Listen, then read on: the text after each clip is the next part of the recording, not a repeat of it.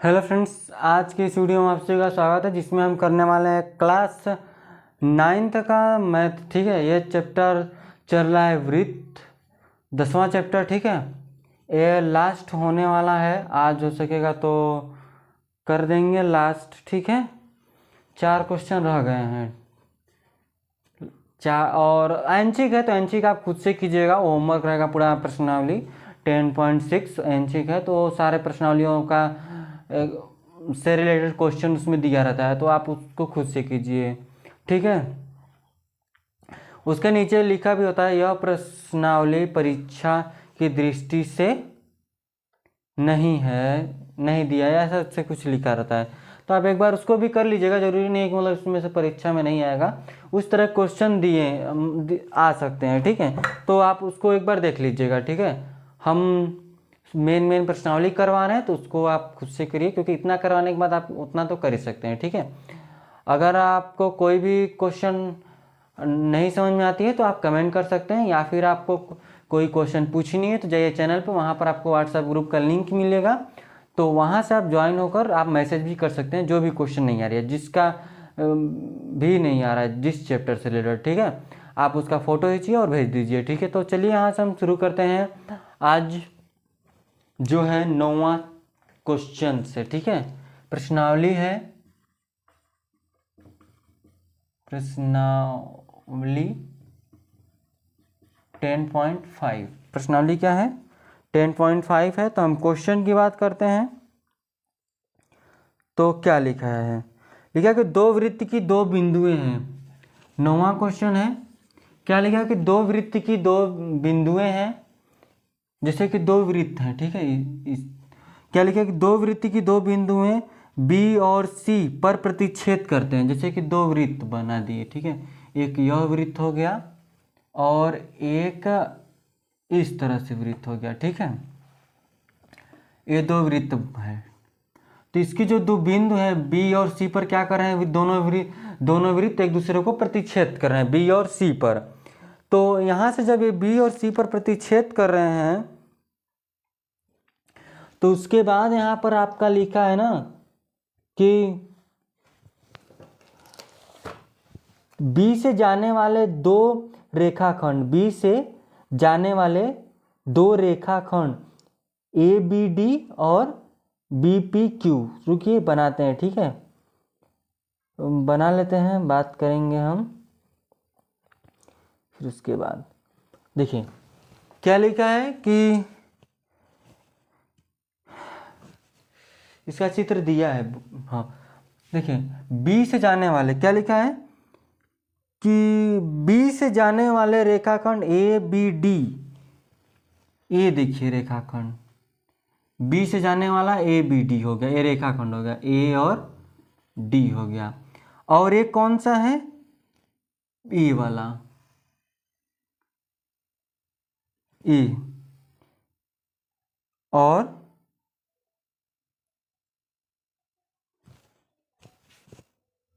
P B Q है, इसमें कुछ और लिख दिया है, पी बी क्यू है। दो रेखाखंड हो गए आपके ए बी डी और पी बी क्यू। ठीक है, तो अब क्या है कि को लिखा है, खींचे गए हैं कि वृत्तों को क्रमशः ए डी और पी क्यू पर काटते हैं, ए डी पी क्यू पर काटते हैं। तो हमको सिद्ध करना है, हमको क्या करना है? तो सिद्ध करना है, सिद्ध करना है कि एंगल ए सी पी बराबर है एंगल क्यू सी डी। देखिए ए सी पी, ए जो एंगल बनेगा, ठीक है, ए जो एंगल बनेगा किसके बराबर होगा? क्यू सी डी के, क्यू सी डी के, ए जो एंगल बनेगा यह इसके बराबर होगा। ये हमको सिद्ध करनी है, तो कैसे करेंगे आइए समझते हैं।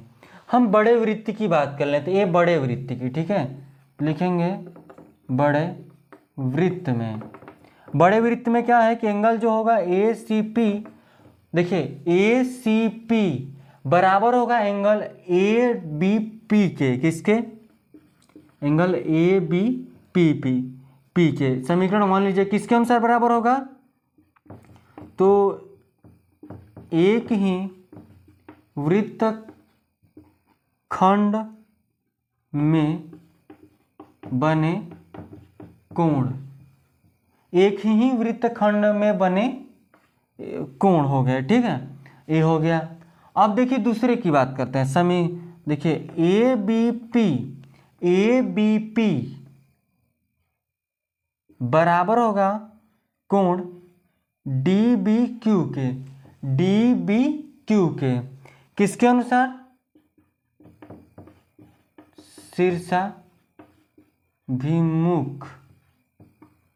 शीर्षाभिमुख कोण से क्या हो जाएगा, बराबर हो जाएगा ना।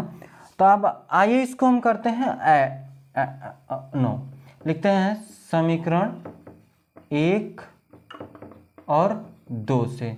समीकरण 1 और 2 से करेंगे तो ये देखिए जो होगा यहाँ से ए सी पी बराबर ए बी पी और ए बी पी बराबर हमने डी बी क्यू लिया है, तो ए सी बी बराबर हम डायरेक्ट डी बी क्यू लिख सकते हैं, लिखेंगे ए सी बी बराबर डी बी क्यू हो गया कि नहीं, हो गया। समीकरण 1 और समीकरण 2 से हो गया। इसके देखिए इसके बराबर ये था, तो हम इसके जगह पे डायरेक्ट इसको हम रख सकते हैं, बिल्कुल रख सकते हैं, ये हो गया। इसको समीकरण 3 ले लीजिए, क्या ले लीजिए, 3 ले लीजिए। अब आइए आगे छोटे वृत्त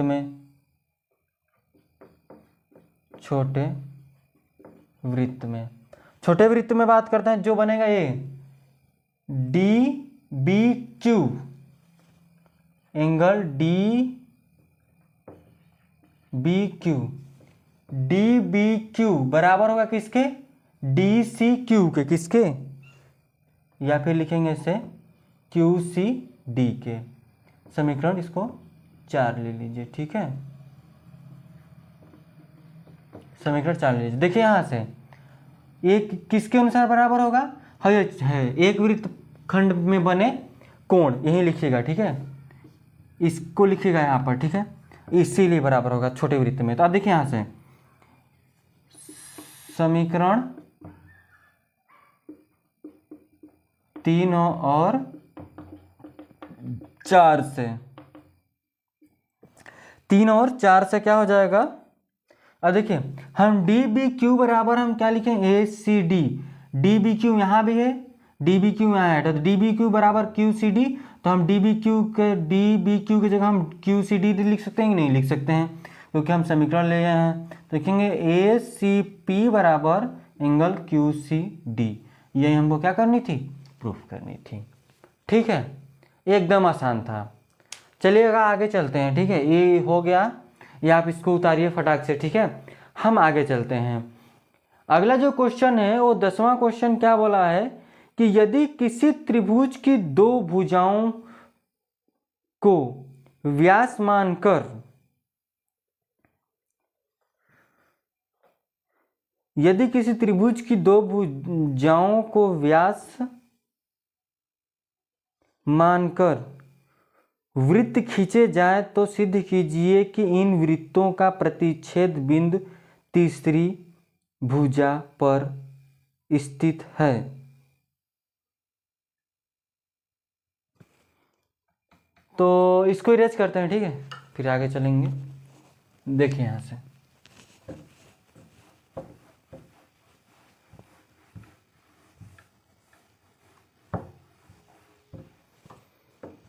क्या लिखा है, हम लिखवाएंगे नहीं, इसमें बोलेंगे यदि किसी त्रिभुज की 2 भुजाएं को व्यास मानकर, ठीक है, मानकर वृत्त खींचे जाए तो सिद्ध कीजिए कि इन वृत्तों का प्रतिच्छेद बिंदु तीसरी भुजा, क्या, तीसरी भुजा पर स्थित है। यानी कि लिखेंगे कि ज्ञात क्या है, ज्ञात है कि एक कोई त्रिभुज लेते हैं, ठीक है, इस तरह से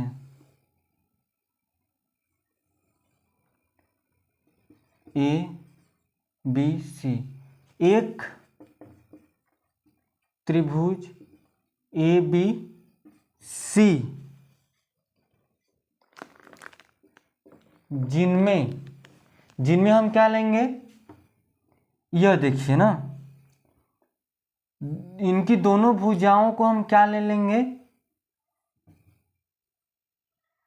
इस तरह।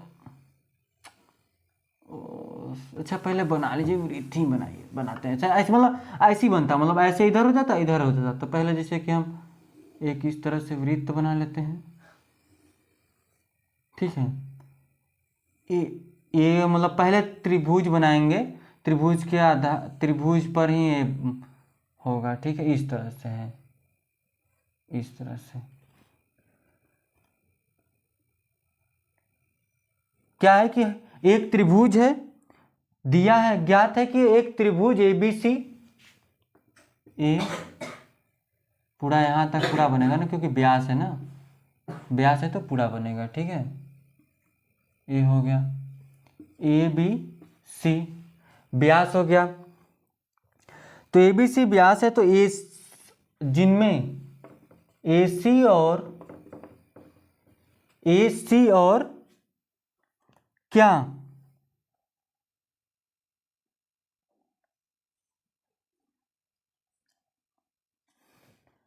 ए सी और ए बी व्यास है, किसके, वृत्त के व्यास है। देखिए ए सी और ए बी व्यास है किसके, वृत्त के। तो ए बी और ए सी और ए बी व्यास मानकर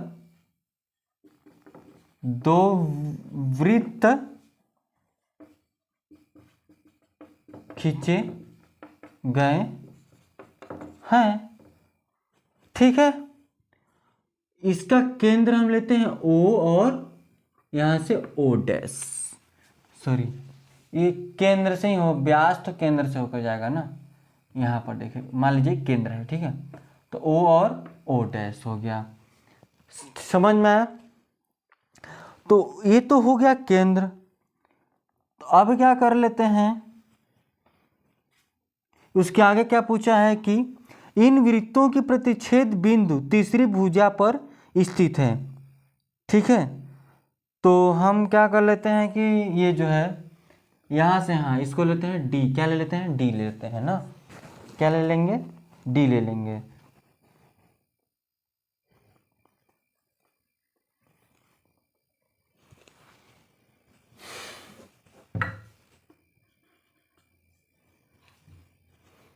इसमें से बोला कि जो तीसरी भुजा है क्या है, जो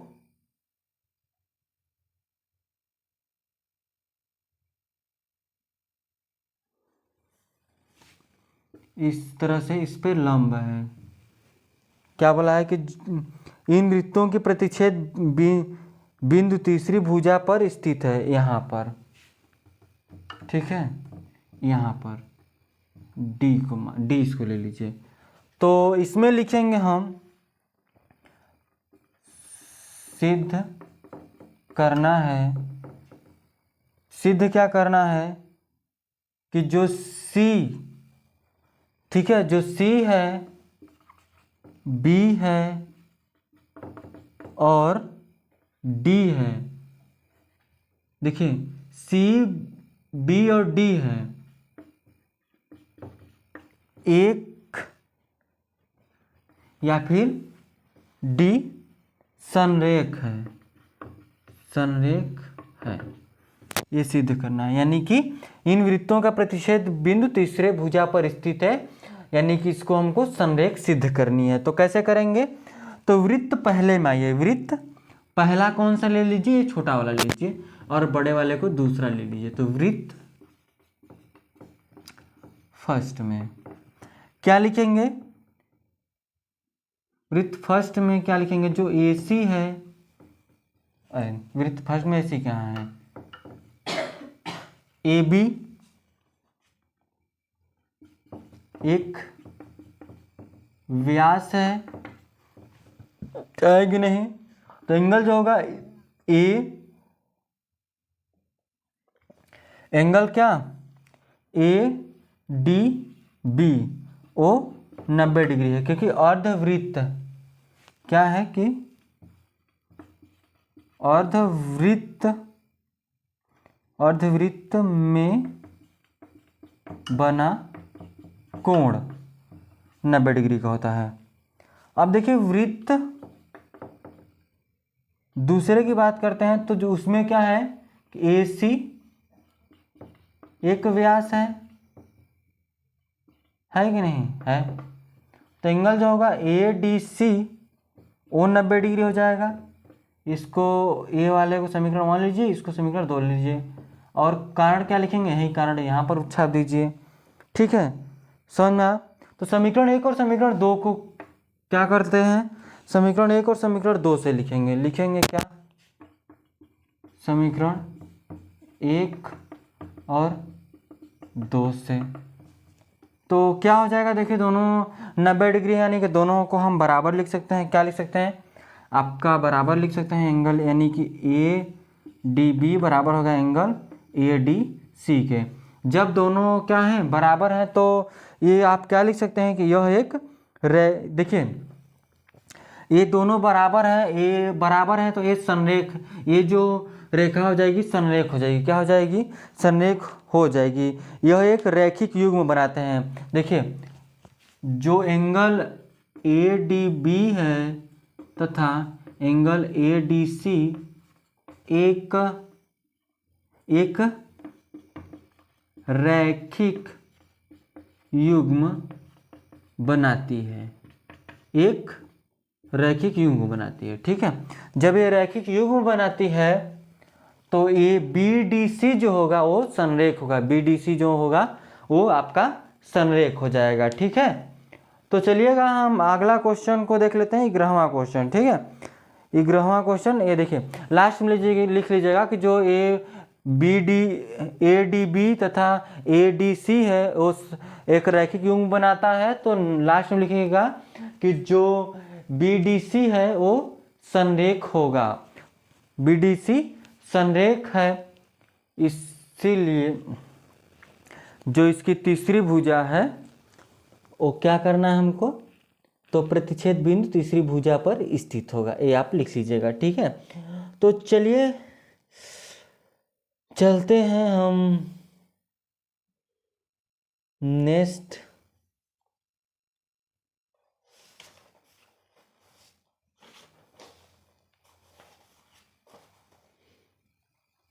या फिर देखिए ना, इसमें हमको इतने में ही नहीं हो रहा होगा। ठीक है, इतने में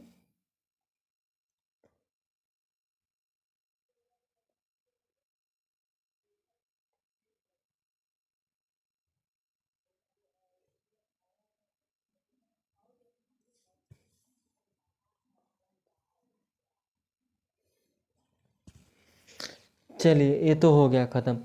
अब चलते हैं 11वां क्वेश्चन की तरफ। ठीक है, इसमें क्या बोला उसकी बात करेंगे। देखिए यहाँ से इसको इरेज करेंगे, फिर उसके बाद हम आगे बढ़ लेंगे।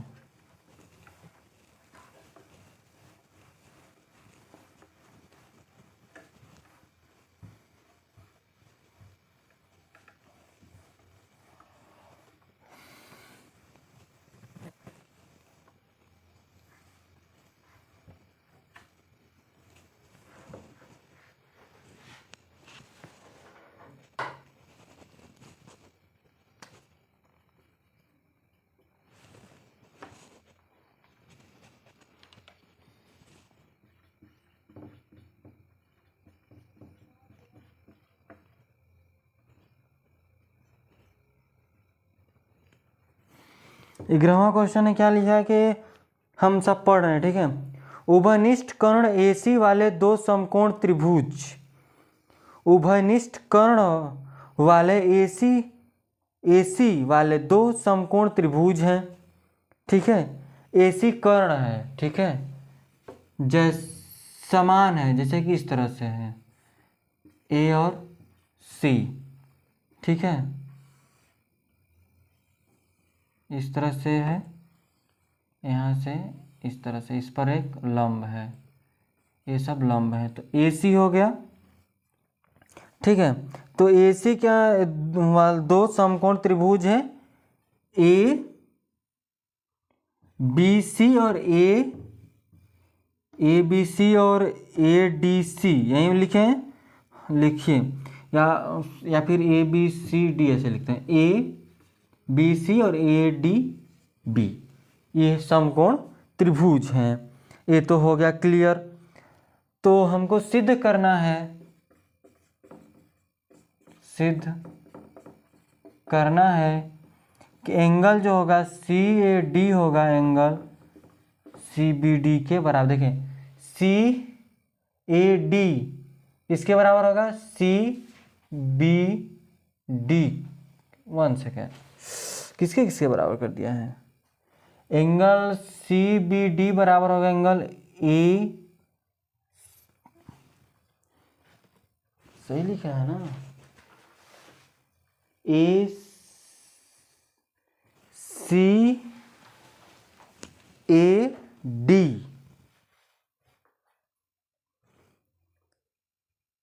अरे हाँ, CAD बराबर होगा CBD के, CAD ये वाला एंगल,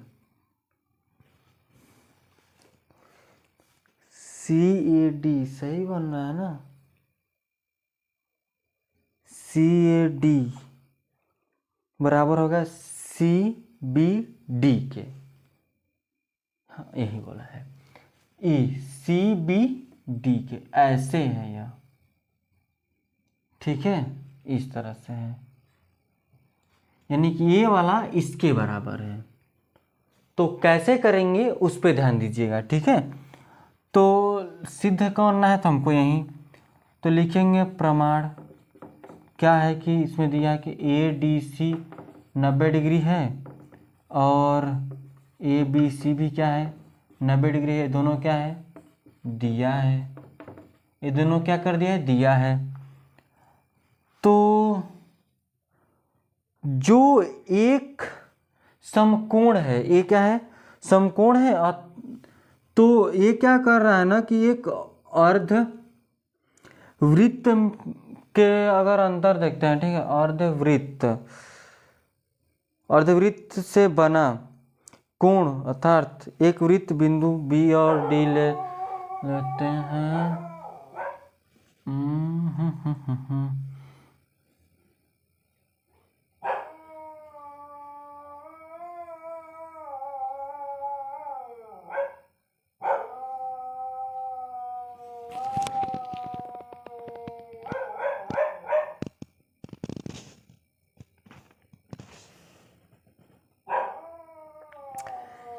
जैसे इसको देखिए ना, अगर हम AC जो है, अगर हम CD जो है, ठीक है, CD जो है या फिर AC, अगर हम AC व्यास मान लेते हैं, AC क्या मान लेते हैं, व्यास मान लेते हैं। ठीक है, AC किसी ये वृत्त है जो AC, हम अगर इसको व्यास मान लेते हैं, इस तरह से अगर हम वृत्त खींच लेते हैं यहाँ से ऐसे, मतलब तो AC तो व्यास हो जाएगा, इसके ये इस पर बनेंगे कोण, बनेंगे कि नहीं, वृत्त पर बनेंगे कोण। तो वृत्त पर जो कोण बनेंगे, वो जो कोण होगा CAD, देखिए CAD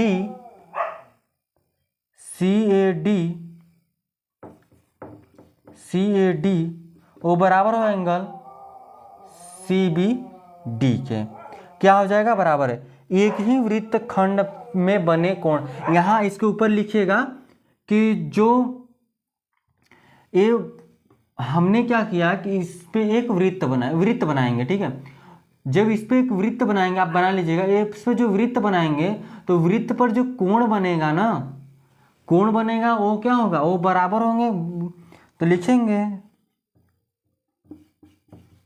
एक ही वृत्त खंड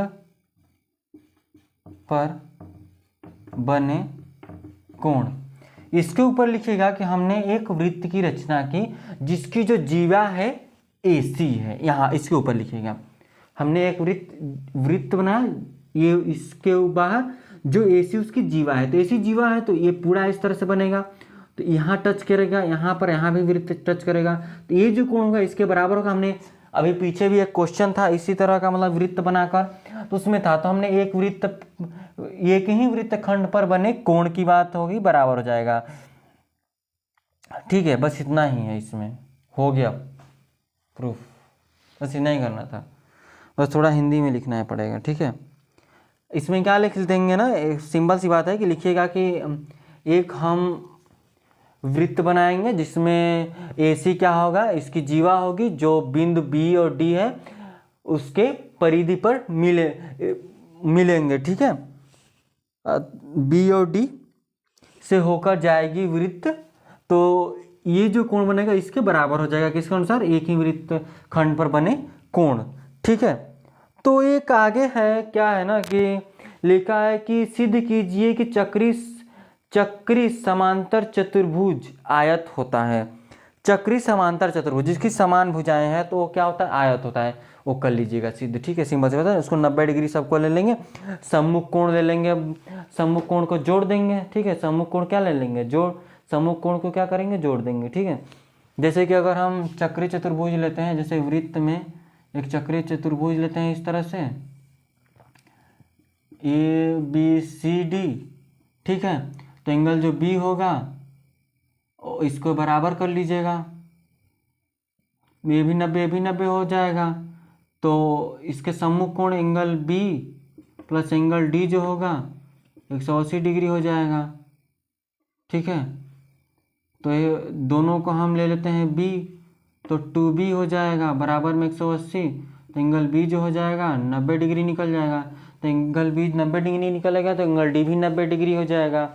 क्या हो जाएगा, वो भी 90 डिग्री हो जाएगा। तो इससे क्या पता चलेगा कि उसका एक कोण क्या हो गया, 90 डिग्री निकल गया, इसलिए ABCD क्या हो जाएगा, एक आयत हो जाएगा। ठीक है, तो बस इतना ही कर लेंगे, बस कुछ खास नहीं होगा। ठीक है, तो वो ये चैप्टर हो गया ख़त्म।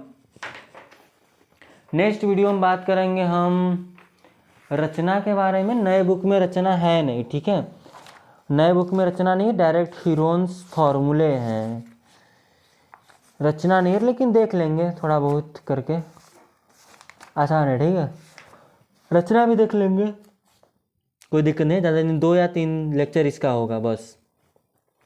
चलिएगा, तो आज के लिए बस इतना रखेंगे, धन्यवाद।